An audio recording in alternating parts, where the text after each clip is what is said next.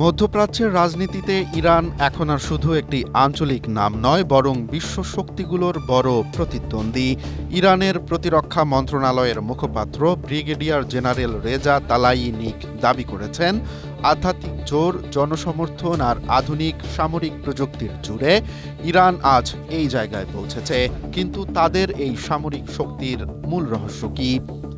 ইরানের প্রতিরক্ষা ব্যবস্থার ভিত্তি কিন্তু শুধু অস্ত্রের উপর দাঁড়িয়ে নেই, এর পেছনে রয়েছে ধর্মীয় বিশ্বাস, শাহাদাতের আদর্শ আর বিশাল জনসমর্থন। এর সাথে যুক্ত হয়েছে ইরানের নিজস্ব প্রযুক্তিগত উন্নয়ন ও আধুনিক সামরিক সরঞ্জাম। ইমাম খামেনির যে প্রতিরক্ষা দর্শন, তা ধর্মীয় মূল্যবোধের পাশাপাশি জনগণকে প্রতিরক্ষায় এক সুতোয় গেঁথেছে। তারা মনে করে এই কৌশলগত নেতৃত্ব ও জনগণের আস্থাই অতীতে ইরানের বড় বড় সাফল্য এনে দিয়েছে এবং ভবিষ্যতেও তাদের অপরাজেয় রাখবে।